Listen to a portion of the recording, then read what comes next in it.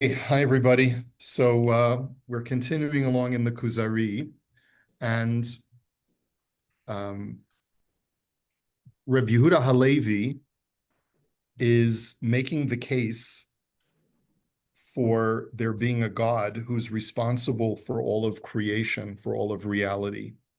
Um, he is not unique in his effort to argue logically that there must be an intelligent designer. There must be some supreme being who put everything into motion.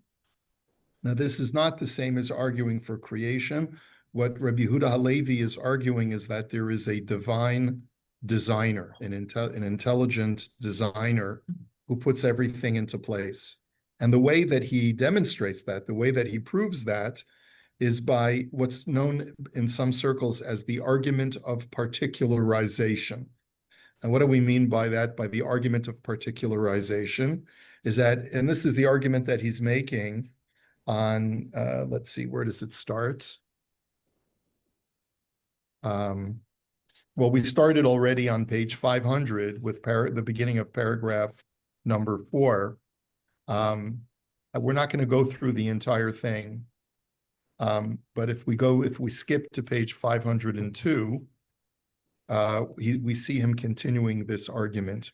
We do not distinguish a vine from a palm tree by its incidental qualities, but rather by its intrinsic form, which means that when you look at different kinds of plants and different species of animals and other organisms in the world, you notice that it's not that things differ by being a little bit more than or a little bit less than. Like you can say within certain animals, this animal is bigger, this animal is smaller, this animal is darker in color, this animal is lighter in color. Those are differences that are what we would call incidental differences or not major differences. And if let's say there was no designer and things happened simply by chance to bring about all of creation, you could say, all right, some things are bigger, some things are smaller. That's because everything that happens that evolves naturally, and sometimes things evolve a little bit larger, a little bit smaller. But then he says, but consider all of the inherent differences between species. How do things evolve into completely different species? That's the mystery that an argument of let's say, design by chance or evolution cannot really fully explain. Now, by the way, Reb Yehuda Halevi lives centuries before Darwin, but the arguments that he makes seem to stand up against any kind of Darwinian evolution by chance. We don't refute the theory of evolution. Rav Kook spoke extensively about how the whole concept of evolution is very consistent with Judaism. I mentioned this last week when I said that, look, our tradition is that we're constantly evolving towards a messianic age. And as we continuously get better as a race and as we're working more and more towards perfection. And like the Gemara says, that every succeeding generation are like midgets on the shoulders of giants. The rabbis were greater than us in previous generations, but there's a cumulative effect that brings us closer and closer towards perfection. So we subscribe to the idea of evolution, but it can only be through an intelligent designer, because otherwise we would not see the variety and I guess we would say the variegation or the particularization of different species emerging, when really, if everything was happening through evolution by chance, we would have expected things to be much more homogeneous in our universe than what we find them. That's the argument of God by particularization. This is because form in a particular case makes that case intrinsically different from something with a different form. We do, however, use incidental qualities to distinguish one vine from another and one palm tree from another. Thus, for example, we may say that one is black and the other is white, or that one is sweeter than the other, or that one is longer and the other is shorter, or that one is thicker and the other is thinner, and so on. But when it comes to intrinsic qualities, there is no more or less. We do not say that one horse is less horse-like than another horse, or that one human being is more human than another. This is because the intrinsic quality of being a horse or being human is universal to all of the individual members of each respective species. Philosophers have thus begrudgingly acknowledged that these intrinsic forms are granted by a divinity. They call this entity the intellect which grants forms. We're not going to get into that last paragraph because it's a more advanced topic, which I think will just bog us down into a discussion of medieval reconciliation with Aristotelian philosophy. So we're not going to get into that right now. But suffice it to say that this is an argument that Rabbi Yehuda Halevi puts forward. And I should point out that this is a major chapter or a major set of chapters in the Rambam's Guide for the Perplexed as well. And I'll just show you a snippet so that you get a little bit of an idea. Here. Let me just change the window here. So in the second section of Moreh Nevuchim, chapter 19, is where the Rambam really presents this idea on the particularization of creation. Just to give you an introduction to this concept, I'm just quoting an abstract from an article that was published in the 1960s by a Frum scholar by the name of Herbert Davidson, or as he was known in our community in Los Angeles, Chaim Davidson, who was a professor at UCLA. I had a chance to meet with him a number of times when I was working towards a higher degree at UCLA in medieval Islamic and Jewish philosophy, and he was really the mumche. He was really the expert in medieval Islamic philosophy. So in this article called Arguments for the Concept of Particularization in Arabic Philosophy, he says that one of the most distinctive concepts in kalam philosophy, kalam is a type of philosophy that was very much in vogue in the times of Reb Saadia Gaon.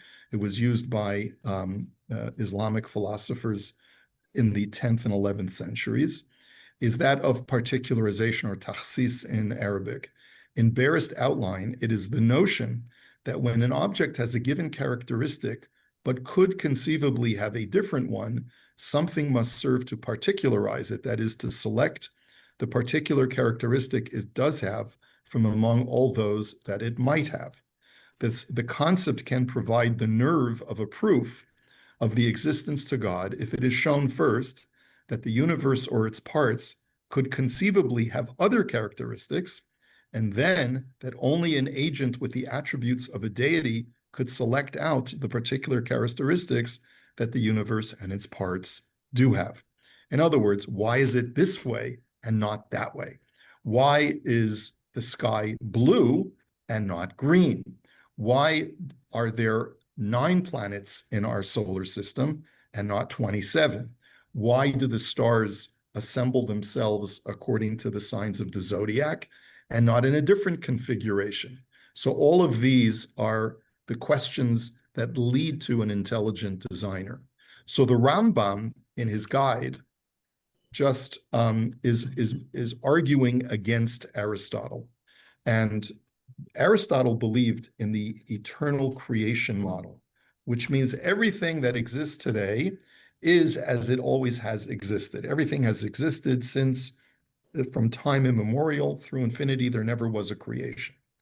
We've talked about this before, that this is the Aristotelian argument, that the Rambam, even though he's an Aristotelian philosopher, this is the one area where he feels he needs to disagree with Aristotle. And the Rambam Shita was slightly different from Rabbi Yehuda Halevi.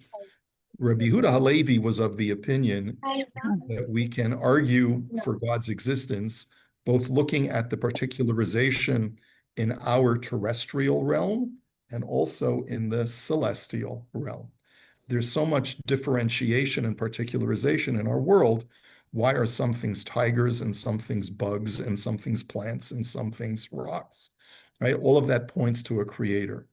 Aristotle explained that says, no, there's no need for a designer in the formal sense. according to Aristotle, for our terrestrial realm, because Aristotle believed that every type of particular structures that we find in our terrestrial realm is all a product of the motions of the celestial bodies. Because they move in a certain way, they control the elements, and that's how things coalesce and form into individual components that are unique and different from each other. Because there are four elements that exist out in the ether, and through the motions of the different celestial spheres, the elements coalesce into different types of things. That's the general outline of what Aristotle believed. The Rambam was okay with that, believe it or not. The Rambam felt that that was an okay theory to work with, and he felt that you could not prove an intelligent designer necessarily by looking at the components of our world. But he said, once you get into the celestial realm, the stars, the planets, the different orbits and motions of all of the different celestial bodies, Aristotle doesn't cut it. There's no way for Aristotle to explain why the stars move in the way they do, why they are assembled and in the way that they are, why all of the heavenly bodies are assembled in the way that they are, when they could have easily been in a different form and in a different structure and in a different coalescence. So that's where the Rambam is coming from. Any questions or comments at this point? Yes, Toby. Sounds like it's Aristotle's refusal to believe in a deity. You know, it's interesting you say that. Did Aristotle believe in a deity? Aristotle believed in something called the prime mover or the prime force. He did believe that there is some kind of supreme being that through that supreme being's existence, all of creation, all of reality, not creation, all of reality emanates from that supreme being, this prime mover. But the prime mover and reality have always coexisted infinitely, eternally. It's just that he did believe in a conductor. The conductor is the prime mover, but it has a sentience, but its sentience does not allow it to make choices. It just is like a radio tower constantly emitting waves of existence. That's the way that Aristotle conceived of this prime mover or prime cause or prime source. Yeah. So it's you say voodoo. It's very, very strange the way that Aristotle conceived of some kind of deity. He did acknowledge that there must be some ultimate cause for everything. And that was his God, so to speak, but very different from the God of the Bible, right? A God who is providential and is involved in creation. Aristotle felt that it was impossible for that prime mover to be even aware of what is going on in our terrestrial realm, which is not what we believe. So even Jewish thinkers still believe that. I just read in a ladies' magazine, they have a column every month. A Reformed rabbi writes a column. really, isn't that interesting? Okay, what's the name of the magazine? Oh, no, I'm afraid it's not on my top reading list. It's not on my top 10. No. Okay, anyway, so they have this rabbi letterer who's a Reformed rabbi somewhere, I'm not sure where, and he writes about how he handled when his father had cancer, and he says, it brought me closer to God. I don't believe that God is the one who gave my father cancer. I don't believe God is the one who makes hurricanes or tornadoes or anything like that. So he doesn't believe that God intervenes in our lives. Right, right. He believes in a transcendent God. Yeah, sort of like the God of Aristotle, you could say, or the God of the Greeks. Yeah. You know, Reb Levi Yitzchak is known, Lahavdil, Reb Levi Yitzchak of Berdichev was once a Jew came over to him and said, if there's a God, how can he bring suffering and pain and all of these terrible things into the world? And so Reb Levi Yitzchak said, you know, the God that you don't believe in? I don't believe in that God either. I believe in an all good God, an only good God. And so it doesn't really answer the question, but it's really more the question of why do bad things happen in the world? So, you know, we have a different approach. We say, Kol man da'avid rachmana l'tavavid. Everything that God does in the world, God is responsible for the cancer and the hurricanes and the tsunamis and everything, but it is ultimately for the good, and that we as human beings are so feeble-minded in comparison to God's thinking that we don't understand how it could possibly be for the good.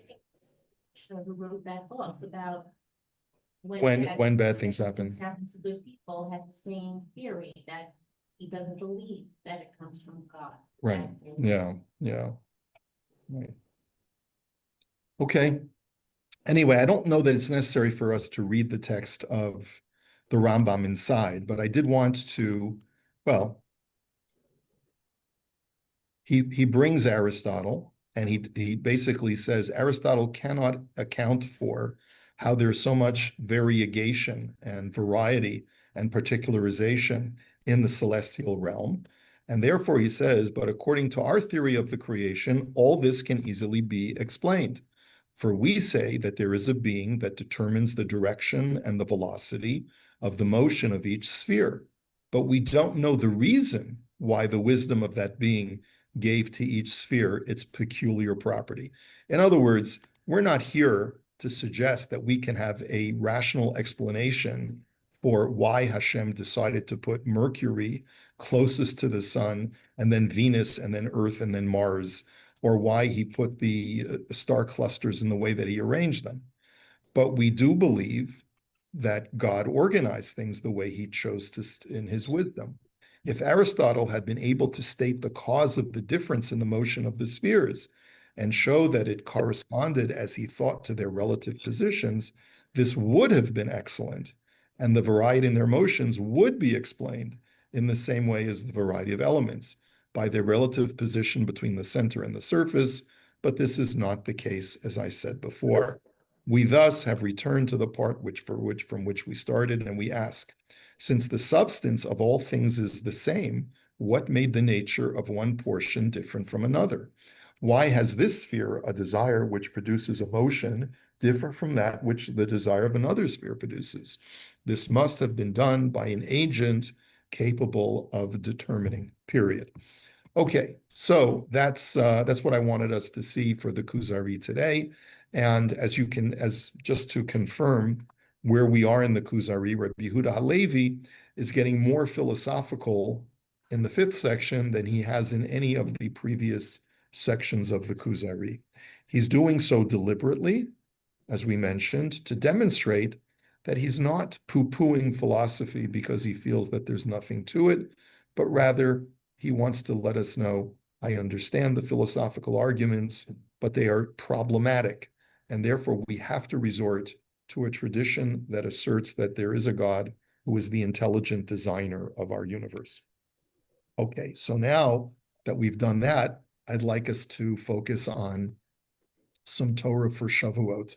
The Torah portion for this week, the Parsha Shavua, is Bamidbar, but instead of looking into Parshas Bamidbar, since we're not going to be meeting over Shavuos, and this is our last session before Shavuot, let's learn something about the holiday. I always love talking about Megillat Ruth, and who can tell me what are some of the reasons for why we read Megillat Ruth over Shavuot? Does anyone remember the reasons? David's grandmother, and our tradition is that this is his yard site. Okay, very good. Anything else? It's the harvest season. The harvest season. Very good, Elaine. And so the story revolves around the harvest season. Very good. And If Ruth is a convert, we're all converts at Har Sinai. Okay, it's about a story about conversion, and we all converted to Judaism at Har Sinai. Was someone holding up their hand? I'm sorry. Feel free to just unmute yourself if you'd like. Okay. Okay. Let's just read a little clip from the beginning of the 4th chapter of the book of Ruth, and let's learn what it has to teach us. This is the story of a man whose name is identified as Ploni Almoni. Okay, whenever I teach this, I teach a little bit about the story of Ruth to the girls for the bat mitzvah club. And I always get a giggle from the girls because I talk about the man named Ploni Almoni, okay, which is a very strange sounding name. Boaz Allah, this is after Boaz has assured Ruth that he's going to take care of her and he's going to make sure that her family line will continue. He would marry her himself, but he first has to check with a Goel, with a redeemer, who is closer in relation to Ruth and her deceased husband than he is. So Uboaz Allah Hashar Vayeshev Sham, Vihine HaGoel Over Asher Diber Boaz.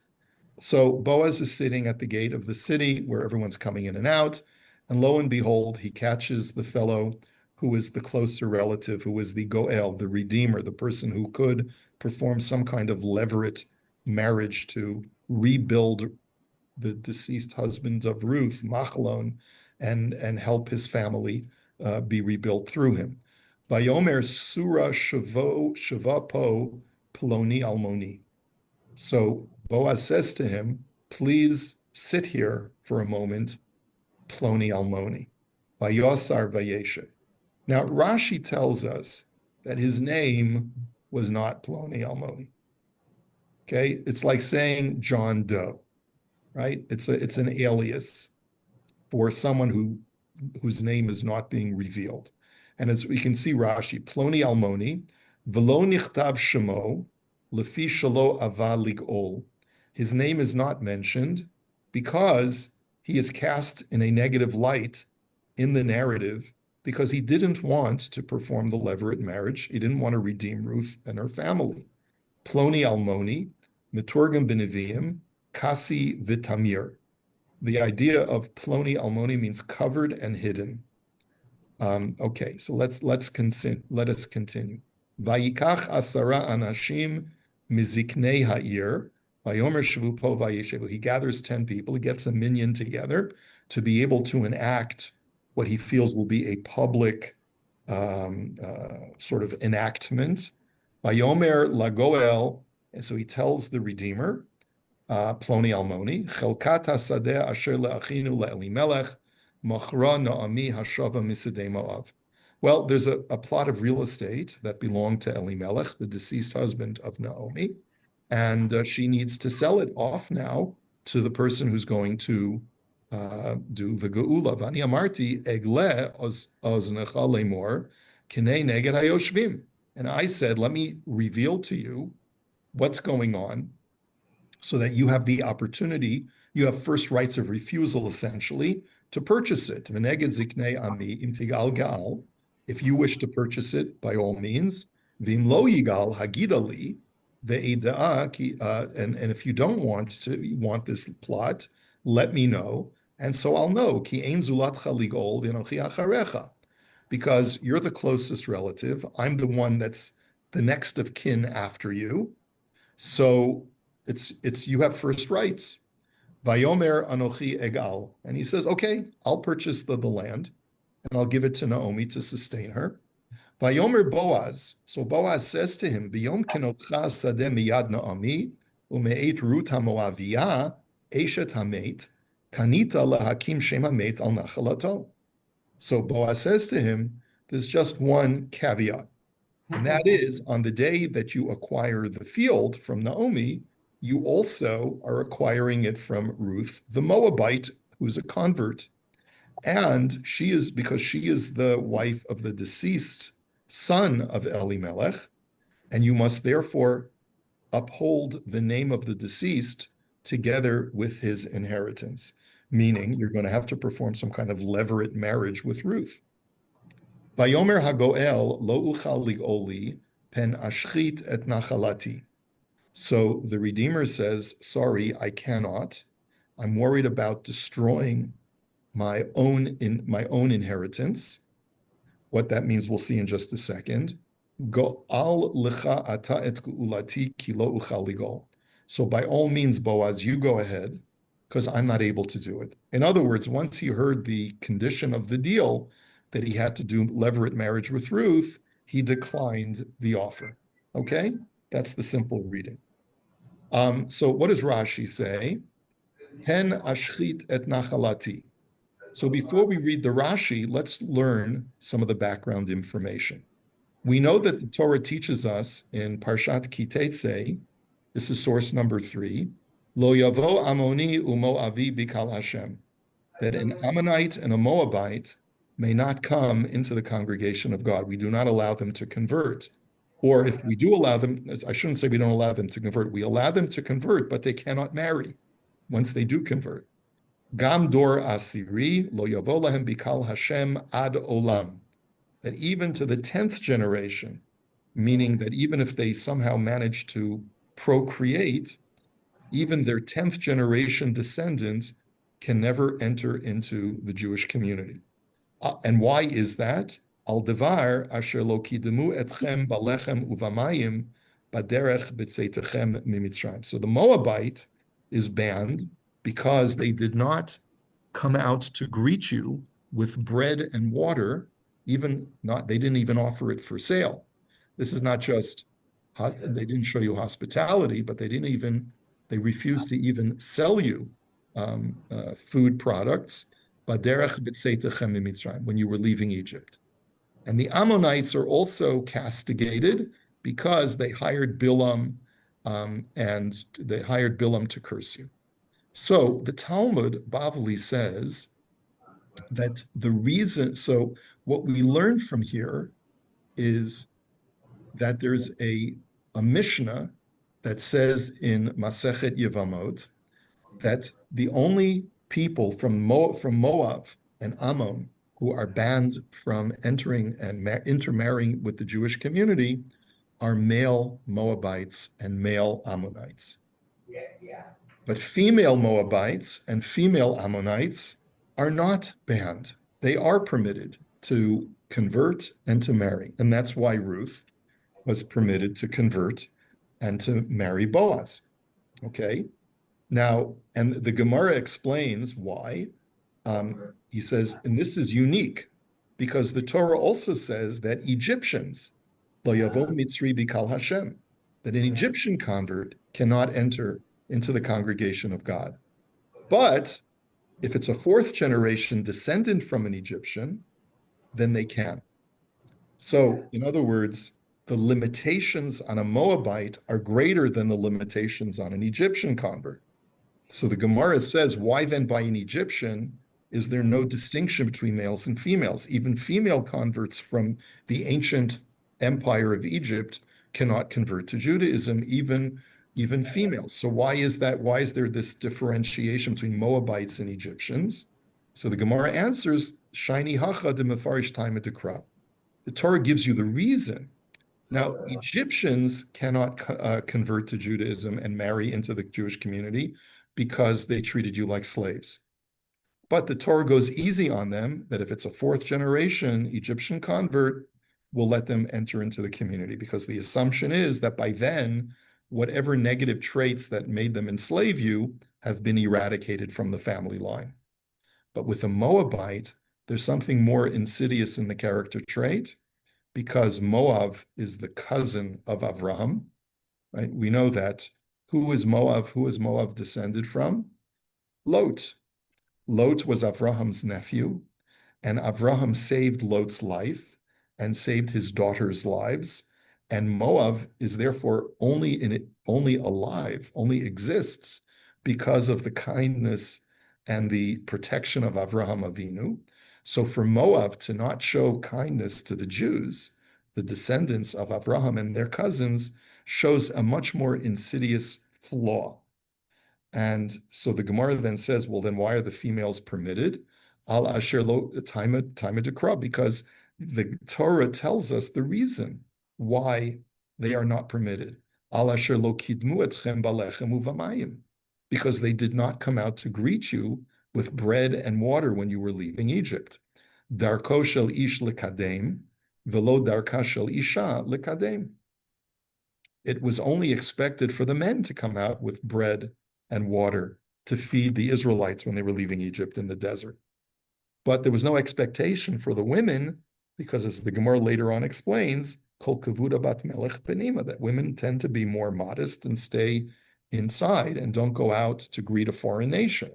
So therefore, because there was no expectation and there was no poor display of character on the part of the women Moabites, they are not penalized and therefore they are allowed to convert. Yes.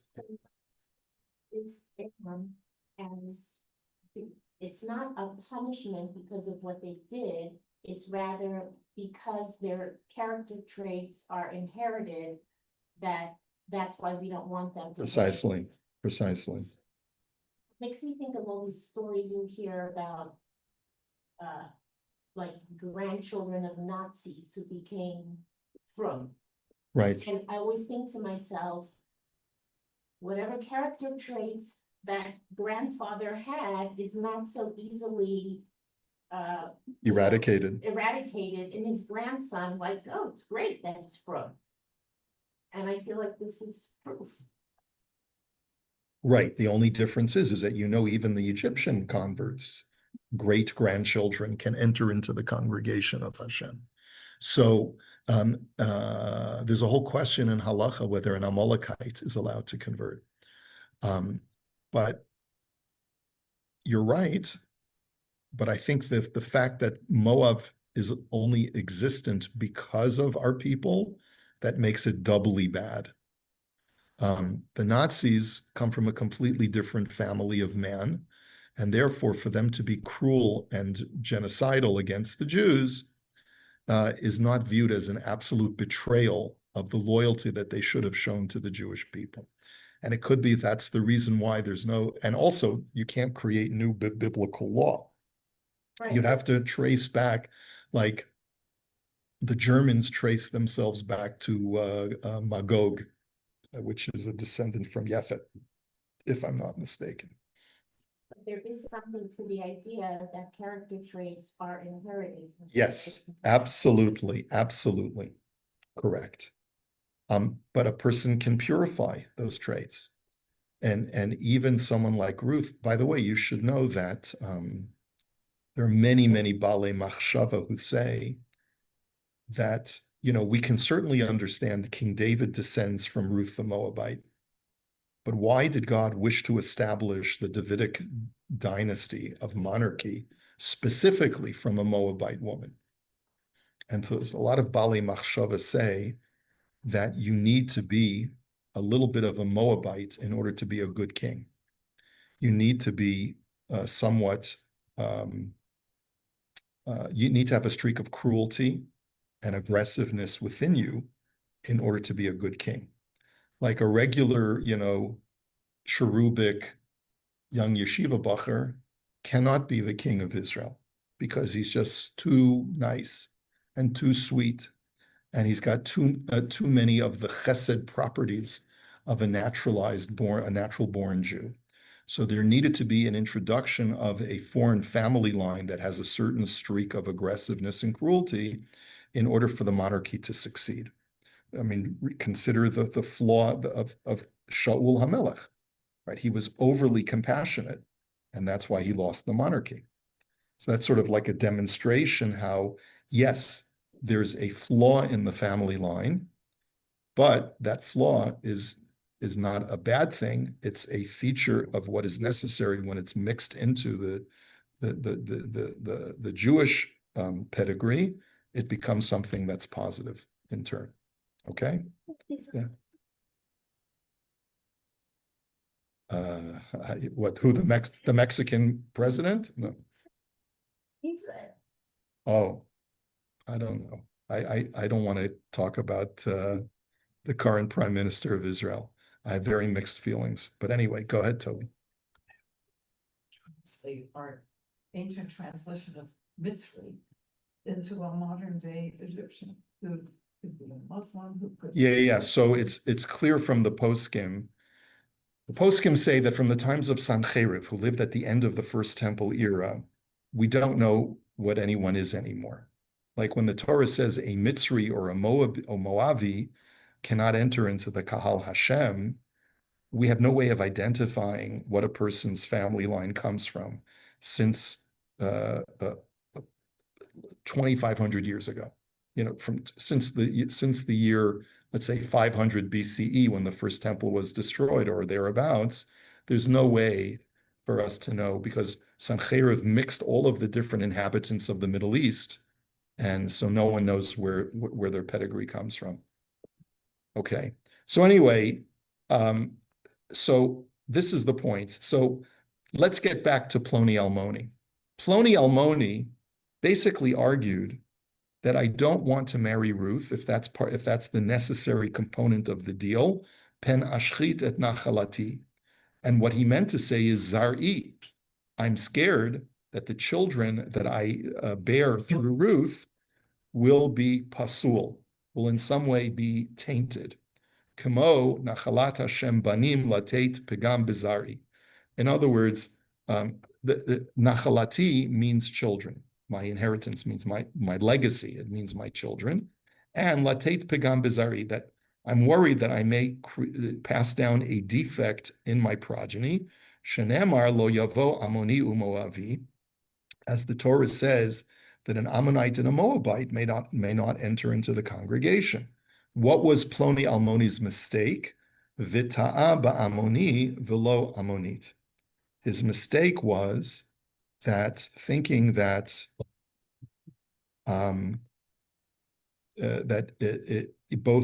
both male and female Moabites are not permitted to come into the congregation of Hashem.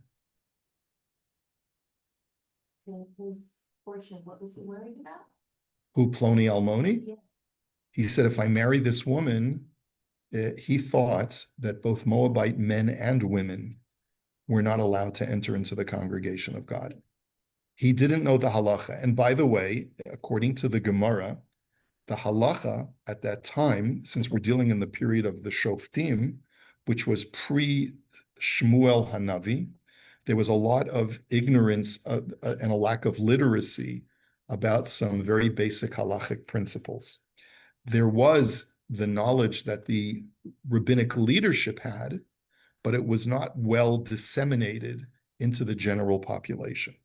This is one of the characteristics of this period in Jewish history, where there was a lot of lawlessness and entropy within Israeli society at this particular junction, from between the period of when we came into Eretz Yisrael in times of Yehoshua until Shmuel Hanavi. There was just no leadership. There was Jewish education was not structured properly, and so therefore there was a lot of ignorance of some of these halachot.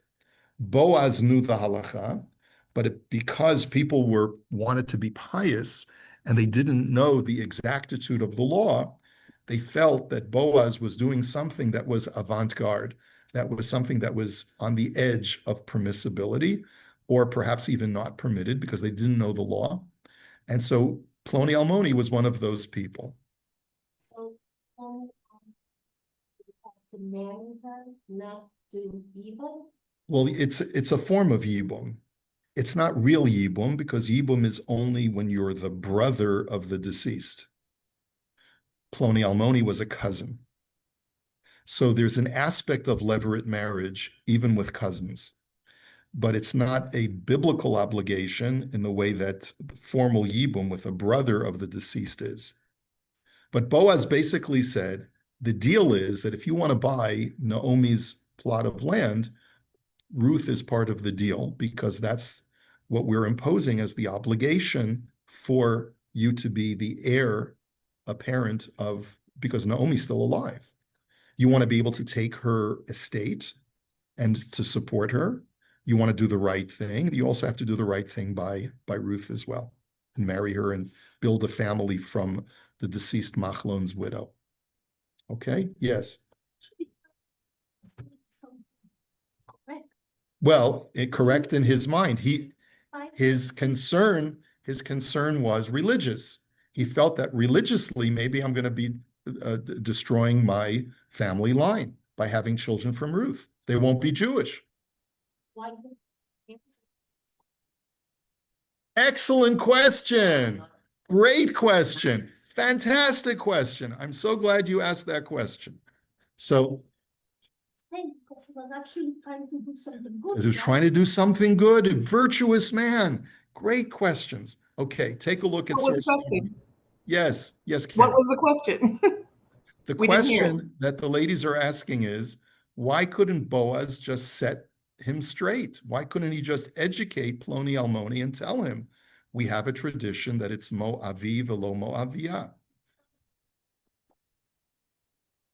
So the Chida, in his commentary to the book of Ruth, asks this question. He says, V'yesh laha'ir, amai Boaz v'zahazakenim yoshvei sha'ar, lo kiyamu petach picha li'ileim. Why didn't they just try to, like the verse says, open up your mouth to someone who cannot speak? Meaning, if Ploni Almoni didn't have literacy in Jewish law, why didn't they educate him? Lomar lo, dashanit chadsha halacha demuteret. You should know that the halacha has been innovated, that she is permissible. Ve'efshar da'achar ze amrulo, shiatza hora'a, the halacha hi mo'avi velo ma'avit. So the answer that the Chida suggests is they probably did tell him that the halacha, you're making a mistake, Ploni Almoni. The halacha is when the Torah says a Moabite cannot enter into the congregation of God, it's only a male Moabite. Ach misiba shelo haya bo Torah adayin haya mistapek. But Ploni Almoni was basically, he was being very frum. He didn't know the law, and he had never heard it before, and he figured, what are the neighbors going to say? Ki eich efshar shedin zeh ne'ela mikol rashei ugedola Yisrael sha'avru ad sha'atem yeradetem le'uka dedina.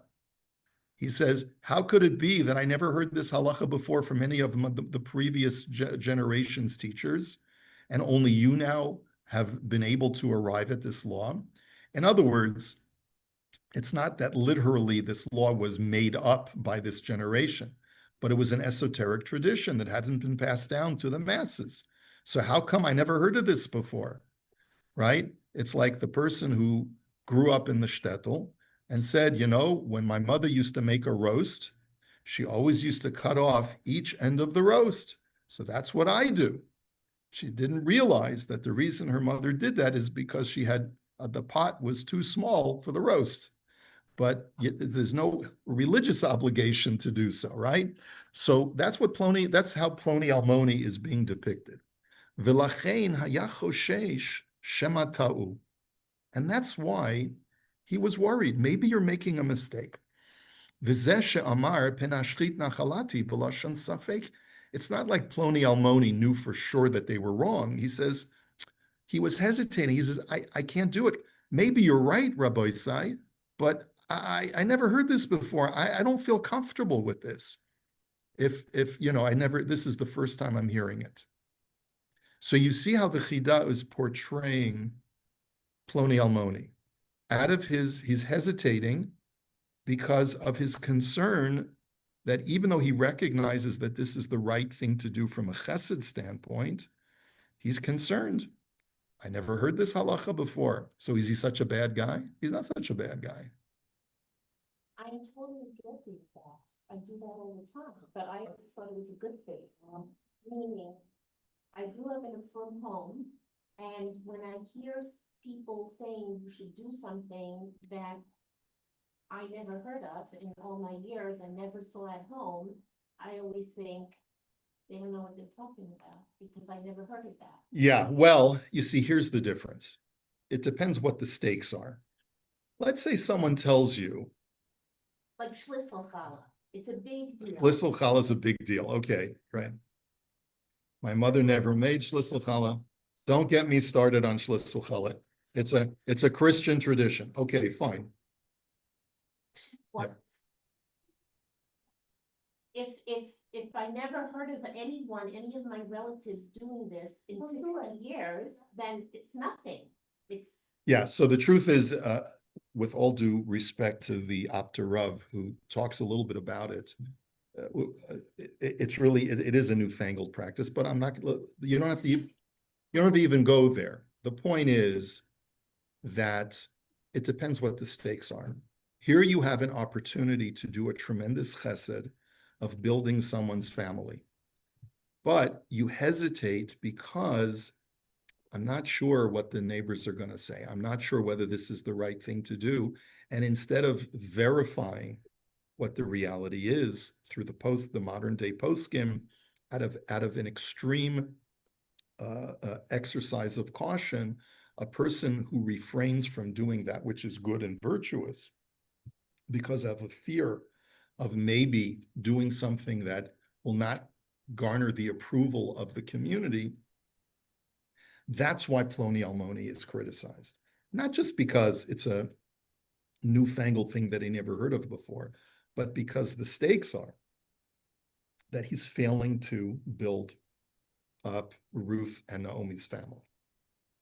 Now, with that in mind, Did he get caught? well, his punishment is that his name is not recorded for all posterity. That's the punishment in itself. Like the Medrash says that anyone whose name is recorded in Tanakh is because they deserve to be recorded for all posterity for the virtuous things they did or the evil things they did. Ploni Almoni's name is not recorded because he didn't do the right thing, but he wasn't terribly bad either.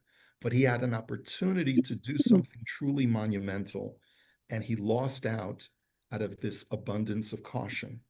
And he should have been willing to take a risk in order to do something good for another human being. And that is part of the problem, let's say, perhaps in the frum community today, is that people are not as willing to, let's say, do things that may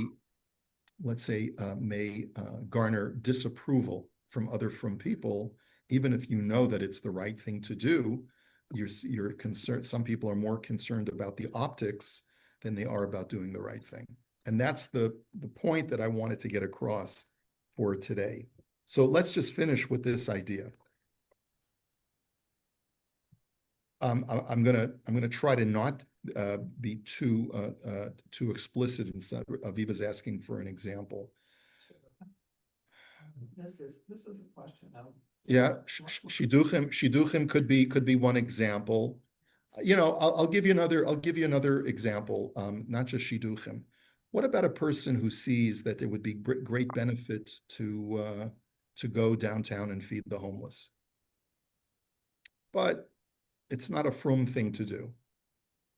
I don't see the other frum people venturing outside the Jewish community to help people who are really out on the streets. Why is For a lot of frum people, it's just, you know, we don't venture outside of our community. Okay, so I'm just saying that you can come up with a number of different examples. You know, there could be some halachic arguments why you shouldn't feed the homeless, matnas chinam, you're not supposed to give goyim things for free, or whatever argument you want to come up with, or any other number of things that someone who is concerned more about their reputation than they are about doing the right thing. Okay, next. Let's finish with this. There's a medrash that states as follows: Rabbi Eliezer Omer, Boaz asa et shelo, Virut asta et shela, V'Naomi asta et shela. There are three primary stars of our show. Each one of them did what they needed to do. Boaz did what he needed to do, Ruth did what she needed to do, and Naomi did what she needed to do. Amar HaKadosh Baruch Hu, Af ani e'eseh et sheli. So Hashem responds, okay, I'll do what I need to do. Okay, the Sefer Nachalat Yosef from Rabbi Yosef Zev Lipovitz, who passed away in the 60s, writes as follows. He was a student of the Alter of Slobodka. He was a Musarist. And he writes in his commentary to the book of Ruth, Shloshtam higiu bepu'ulotehem lekitzei hayecholet shel vitur al atzmam litovat zulatam. Each one of the cast of characters, Boaz, Ruth, and Naomi, did whatever they could to forego their own needs and their own concerns for themselves in order to be able to help somebody else. Ad sheyoter mizeh efshar haya lidrosh mehem.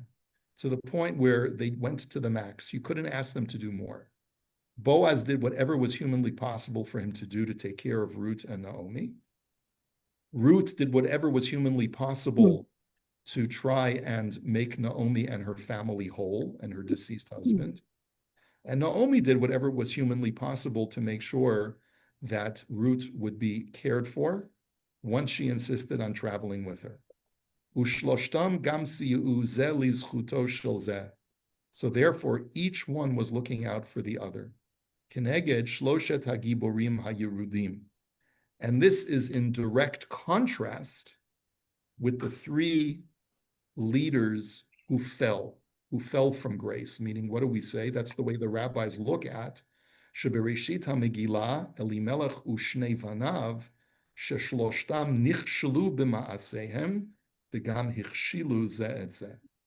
The first three characters that we encounter in the book of Ruth, all of whom die, are Elimelech and his two sons, Machlon and Kilion. And they behaved in the exact opposite way of the three stars of the book of Ruth. They only cared about their own self-interests and did not go out of their way to help others. And that's why they ended up in the plains of Moab to begin with.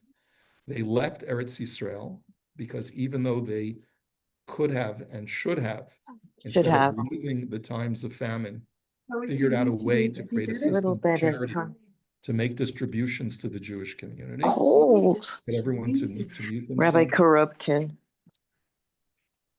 Okay, so instead, they ignored the needs of other people and they just took care of themselves.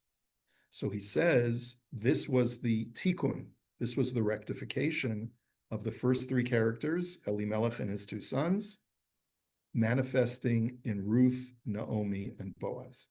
Kol shloshet hagiborim ha'elu asu et shelahem b'toch chug mishpachti mitzumtzam.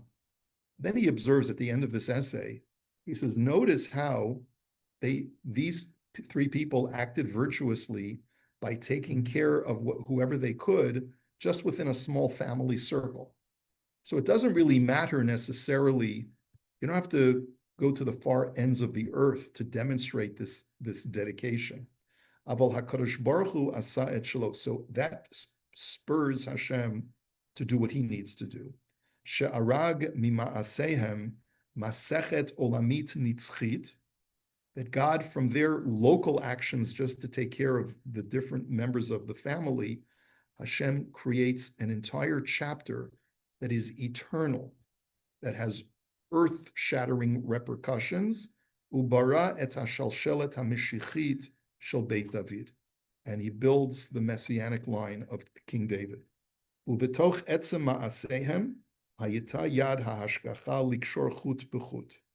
And in the course of their actions, of this very localized story, the divine providence was present to link together all of their actions, thread by thread, link by link, l'sabeb sibuvim b'kivun hanirtzeh, to bring things about with the desired objective, ulahachtir lebasof et kol shloshet, et kol shalshelet hamaoraot beherayon derech nes, and which would eventually culminate in this miraculous birth of Ruth's son Oved, who is the father of Yishai, who is the father of King David.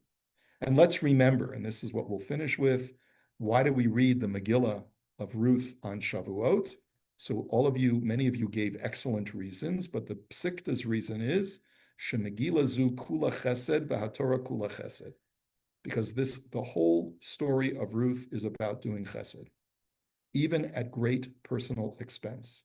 The entire Torah is built on chesed, as it says in Eshes Chayil, v'toras chesed al lashona. And therefore, since the Torah was given on Shavuot, let a story about chesed be the highlight of a holiday when the Torah of chesed is given to the Jewish people. Comments, questions? A dash of cruelty, it's not a bug, it's a feature, good. err on the side of kindness. That perhaps is the message. Okay, so Debbie, I refer you to Karen's messages. The point that I wanted to make is, don't be daunted by your own insecurities, to do the thing that you know deep down is right and an act of kindness for others. Esther. So the issue of discussion with phony Almoni,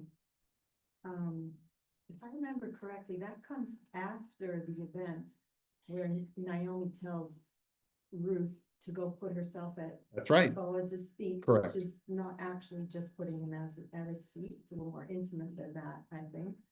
Well, we have no indication from the verse, but what she did was to try and show him that she was interested in him romantically. So- Okay. So it seems like the discussion is taking place late in the relationship. I mean. Well, it's not- Boaz, basically Ruth proposes to Boaz. And he says, I'm willing to accept your proposal, but I have to do the right thing first and find out. We have to eliminate the prospect of Ploni Almoni acting as the redeemer by all rights. It's his right to redeem you before I do. This is the whole conversation in chapter 3. We read from the beginning of chapter 4. Okay, I'm going to have to hold it here for today. Wishing you all a Chag Sameach, good Yom Tiv, and we'll see Mitzvah Shem in 2 weeks. Okay, thanks everyone.